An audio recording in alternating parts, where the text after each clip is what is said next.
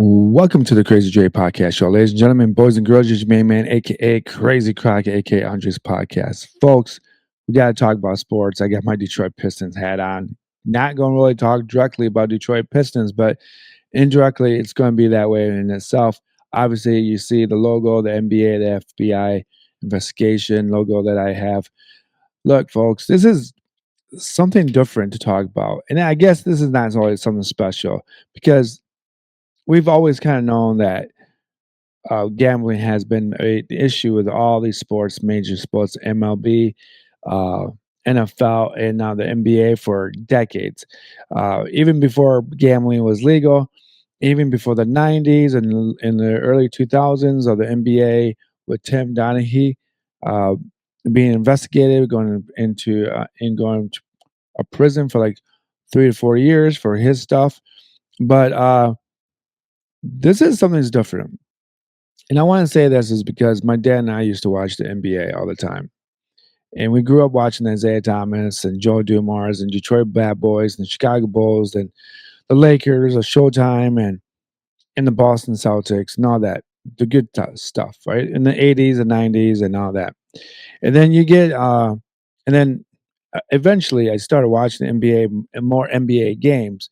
And what I found out is that I started to see games that were like, how is this team keeping up with the better team that's way much better than a real bad team. Like for example, it was New York Knicks at the time against um let's say someone like the Phoenix Suns, and they didn't have Kevin Johnson and they didn't have Charles Barkley, but those teams were pretty bad. And the New York Knicks would only lose or win by 3 or 4 points. And usually the Knicks had Patrick Ewing and John Starks and all these big guys who were, just scoring points left and right, or it'd be a team uh, that was just bad. Uh, Seattle Supersonics, before they had Gary Payton, they were able to compete with the Lakers, and the Lakers would almost lose to them, but not really lose because they would, it wouldn't be like a 2 point spread. It'd be like a 5 or 6 point spread. But through the whole game, the Supersonics was able to keep up with the Lakers, the Showtime. But as as I was starting watching the NBA longer and longer, I realized, you know what? And I'm going to start with the Michael Jordan era.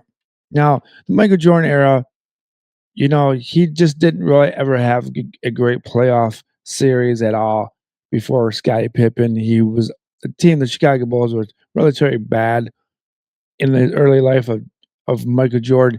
And Michael Jordan would score 60 to 50 and 63 points in the playoffs against Boston, but that team would never amount to anything.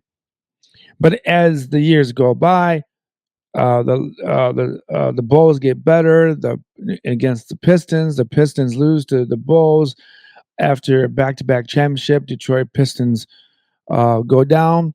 Always that scandal between Isaiah and MJ about not shaking hands. And then Michael Jordan wins his first 3P, and everyone's excited, and it's so much excitement for a guy, MJ, who struggled through all those years against the Pistons and the Celtics, and he finally gets over the hump. And then this investigation of him in the mob, uh, gambling at the casinos in Chicago or wherever he was gambling, and he loses a lot of money. He doesn't pay them back, supposedly. There's no really true story behind this because Michael Jordan's still alive. But then, of course, his dad passes away in a car on the way home, hour and a half, parks his car somewhere in some um, truck stop location. It's not a truck stop, but it's a spot where you can park your car and go to the bathroom and get back in the car and drive the rest home. But he's only an hour and a half away, and supposedly he does this all the time. And then and then his car is jacked. They can't find him. The investigation goes on and say that two kids who are associated with Islam did it, And Islam in the late '90s, in the mid '90s, was a huge thing.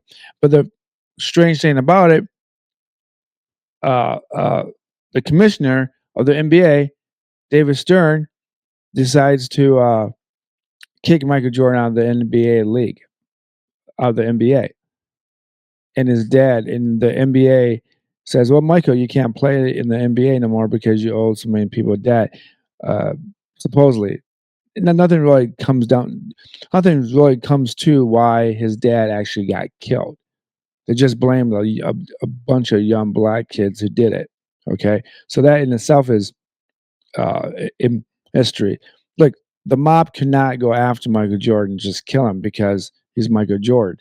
It'd be a huge news. It would take down the Chicago mob completely if Michael Jordan died. But they knew that Michael Jordan's dad was the closest to Michael Jordan, obviously. So that's where you want to start. And then in 2007, Tim Donaghy uh, goes into investigation. The FBI investigates him. He's pressed with the charges that weren't actually admitted to him doing what he did was wrong, but the paper trail led to him betting on his own games and so on and so forth. Supposedly, he went on some network, denied it, and he keeps denying it to this day. Uh, and then that was still the investigation of the years of illegal gambling. So it's no big surprise. Now this is crazy. So a couple years ago, we get Malik. Well, just last year we get Malik Beasley, who didn't pay his rent in Detroit. But I mean, that was just weird. But then he's also in investigation with uh, a gambling trifecta. And he's in. To be honest with you, I mean, I haven't talked about Terry Rosa about this yet, but that's a whole different investigation. So Malik Beasley doesn't get charged. They leave him alone. He loses a job from Detroit. He he has to pay back for his apartment where he's living in Detroit. So that explains a little bit of why he didn't pay his rent because probably he was running out of money and he had to pay up his debt to whoever he was paying up to. So that makes a little bit more sense why you would not pay your rent. And then now you have on Thursday you have a huge investigation. The FBI, the guy that is in charge, comes out and says Chauncey Billups is arrested, and so is Terry Rizal. Now, the common denominator between those two guys is what? Gilbert Arenas. And Gilbert Arenas, in some way, and form, and shape, he likes to talk a lot on these other podcasts about certain players, certain situations, everything else with it. Along the side, he's talking about he doesn't want to go back to jail or back to prison and behind bars. So he's going to start speaking, supposedly. So Gilbert Arenas seems to be escaping from this environment.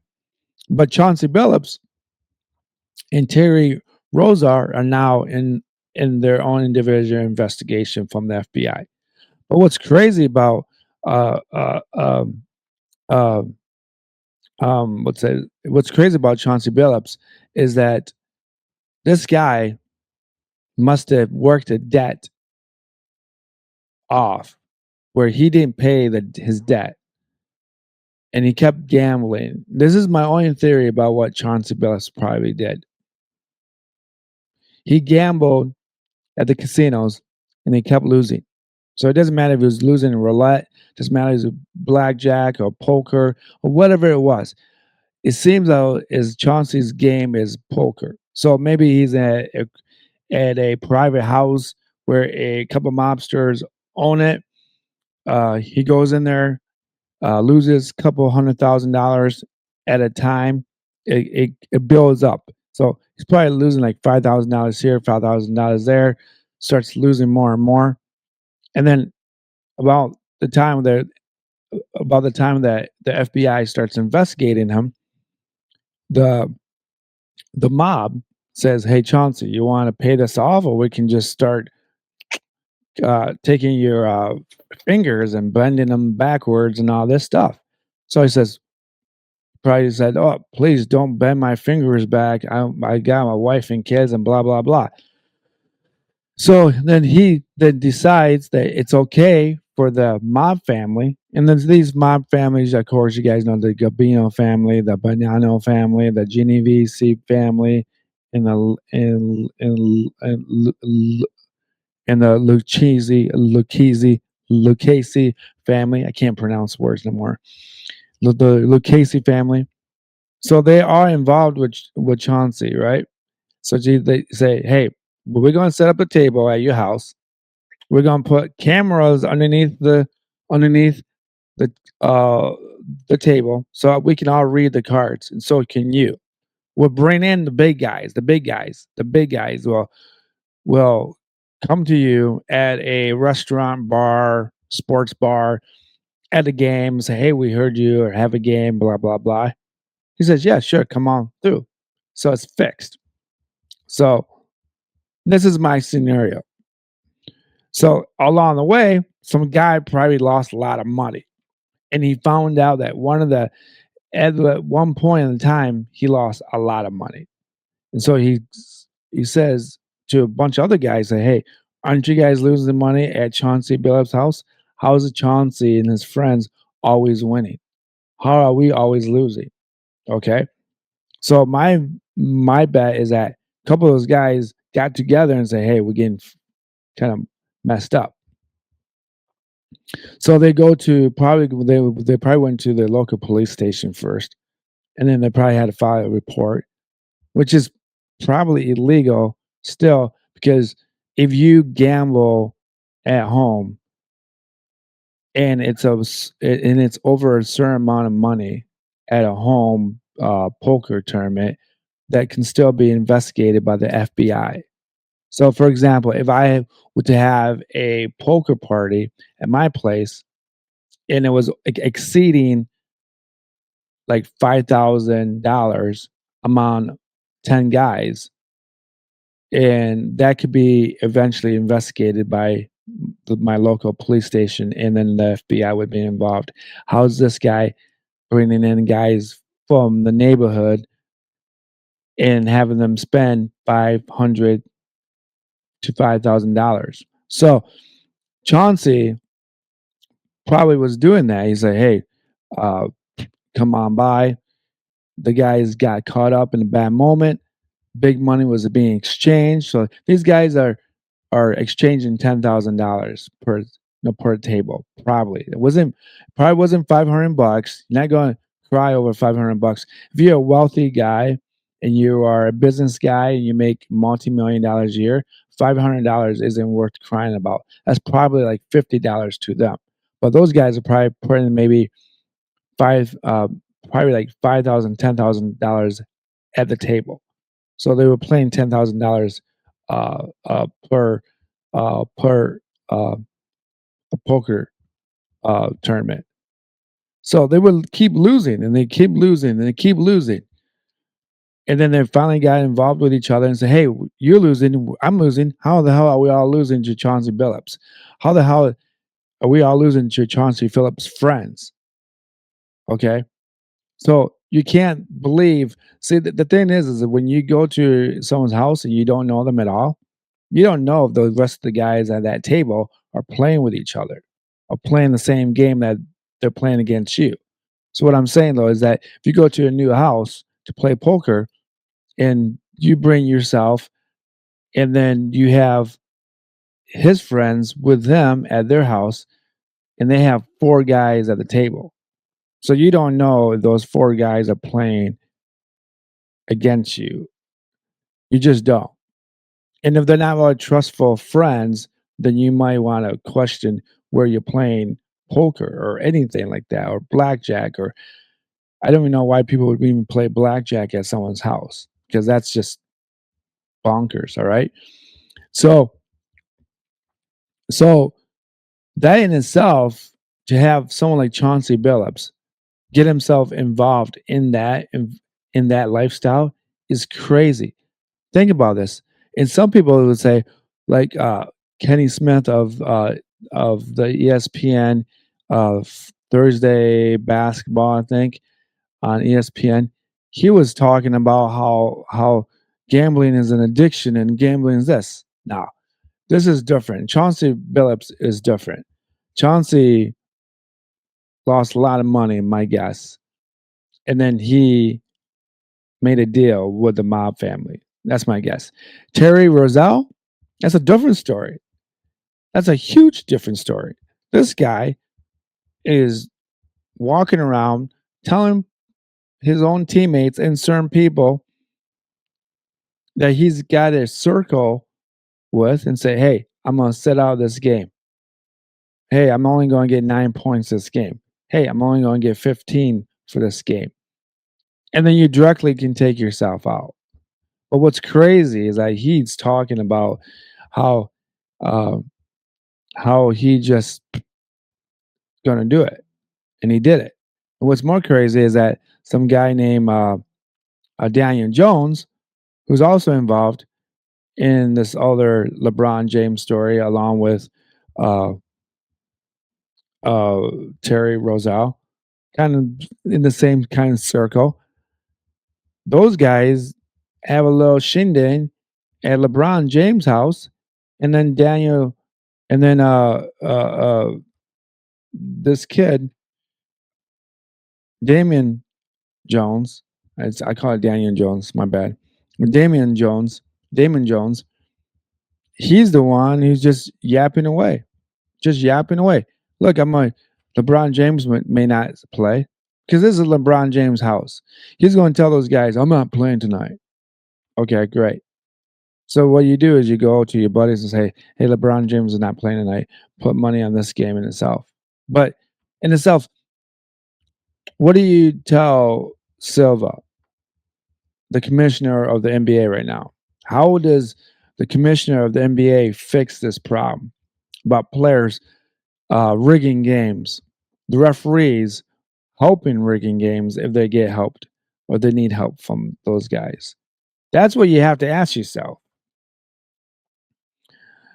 Adam Silva, how would you fix this? Do you tell the players that they have to play 85 to 90% of the game in order for them to get their full benefits or their full payment? And then, top of it, how do you deal with Gilbert Arenas? This is something that most people don't really want to talk about. It's like, come on, think about this. Gilbert Arenas. Look, Gilbert Arenas is a snake, and he's always been a snake. He's always yapping his mouth. And how do you?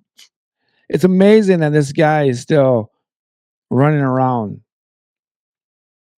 and talking because I don't know how anybody could trust the NBA ever again. I mean, the NBA, it's just so easy to manipulate point spreads. It's just easier because you can actually get so many fouls by the referees. Players that are supposed to make 26 points only make 25 points. Players that are supposed to make 35 points only make 30 points. And then if you take yourself out within 9 minutes, like Terry Roselle did, with 9 minutes that you just played in the first quarter, you play those 9 minutes and then you sit out. That's crazy. Why would you even do that? The integrity of the game is being challenged. And gambling on all these platforms is really difficult because now you have to think of yourself like, do I like sports now because it's fun to watch and watch uh, great athletes compete with each other? It's not fun no more because they're not actually playing against each other. They're playing against their own money. They're not winning, they're not trying to win championships no more. They're going from one team to the next team to get paid.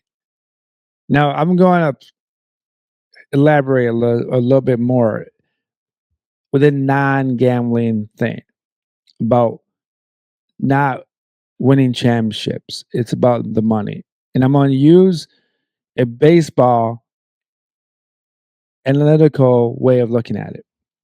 For example, baseball doesn't have a cap. All these teams can spend as much money as they have. The Dodgers do it, the Yankees do it, all the big guys do it, right? Maybe even the Padres do it now. Okay, so think and the Mets. Now we can say that's about, and I'm going to use this theory about Tarek Skubal. Now Tarek Skubal and the MLB are not really connected to gambling right now, and I'm not associating that with Tarek Skubal. But what I'm saying though is that if Tarek Skubal is more concerned about making $250 million for 8 years, he's willing to give up a championship with the Detroit Tigers because they're that close. Okay, they're that close. They're not this close. They're not this close. They're that close. Okay, Detroit Tigers. They need a third baseman, another starting pitcher, and maybe two more bullpen guys. So that's four players. You're four players away from a World Series. Okay, to be in the World Series. But if Tarek Skubal, along like the NBA players, they're not worried about the NBA Finals. If Tarek Skubal is not worried about winning a championship or World Series with Detroit Tigers, why does he care about staying in Detroit? Why would does why does Terry Rizal care about winning championships? Because he knows that it's going to be Luca, LeBron, Steph Curry, and someone else. Those guys are going to win championships. But you know what? Who not? But you know who's not going to win a championship is Terry Rizal. So Terry Rizal is thinking, well, hell, if I'm not going to win a championship, I might as well just gamble this away. I might as well just win it. I'm gonna win it for myself, then win it for the championship. And that's the problem with money, with sports, is that when each team or when each organization is owned by different people, like they should be, but every different team has a different amount of uh, net worth. You can only spend so much money on certain players, unless you're the Dodgers and the Yankees and San Diego Padres, and maybe the Chicago Cubs coming soon because they get all the good players now. I remember back in the day, they would get the good players that were coming back down from their grateful year. I mean, their peak years. Andre Dawson was coming down for his peak years from Montreal Expos. They traded Greg Maddox, from the Chicago Cubs to the Atlanta Braves because they didn't have money. Remember those? Remember those days when the Chicago Cubs were horrible? And think about the Chicago Cubs now. They're like a great team every year. But what I'm trying to say though is like Detroit Pistons don't have that type of money. Yeah, they paid Kay Cunningham, but let's just say that they can't bring in uh, Jimmy Butler or even uh, uh, Steph Curry. Let's say they wanted Steph Curry. They wouldn't need Steph Curry. He's too small. And in Kay Cunningham and Steph Curry are the same type of players. Steph Curry is better at shooting, of course. But I mean like Kevin Durant. It'd be like Kevin Durant. Kevin Durant wouldn't come to Detroit to play with Kay Cunningham because they wouldn't pay him. And you kind of need a third person in Detroit to come to Detroit Pistons to actually win a championship. So if you have Kay Cunningham, you're supposed to have Jaden Ivey, but Jaden Ivey is always hurt. But you don't have the money to pay another two big players to come to Detroit. So in reality, Terry Rizal and Gilbert Arenas and Damon Jones, they did exactly what they knew that they could do. They knew they weren't going to win championships. And they knew that if they want to make an extra buck on the side, start gambling.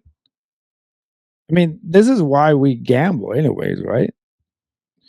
I mean, I'm not gonna lie to you and say I never gambled my whole life. Yeah, I've won some and lost some, but I'm not a professional gambler. I just, there's times when I don't go place a bet for weeks because I'm not feeling it or I'm not keeping up with each team or each player. I don't. It's just difficult every night to gamble on every player that you should gamble on, like Kevin Durant, Steph Curry, Luca, all those guys. It'd be too difficult because you don't know what type of mood they're in. You don't know if they really did get hurt or they're having a stomach issue or one of the kids are acting up and then they have to uh, get on the phone and talk to their son or daughter. Like, dad's on the road. I can't be there right now. Behave. You just don't know. And this is why I don't get this is the number one reason why I don't do fantasy football. Fantasy football is a lot of fun for a lot of people, but I wouldn't say too smart for it, but I was like, how do I know these players are going to be feeling good the night of the game? You know, I just don't know. Why would I bet $300 on a game or prop bets on players that I've never talked to? They have no reason to talk to me anyways. They just don't. So, does the NBA have an issue with gambling? Yes. Does the NFL have an issue with gambling? Yes. I think they have a better way of projecting it. Remember last year, Jameson Williams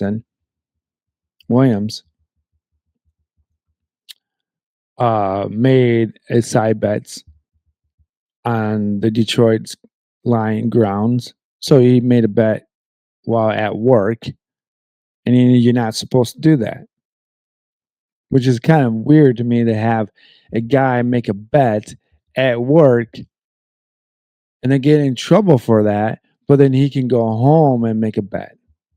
That makes no sense to me. Now, if you work at a grocery store, if you work somewhere at a place and then you place a bet, yeah, I could see you getting fired for that because you're not doing your job.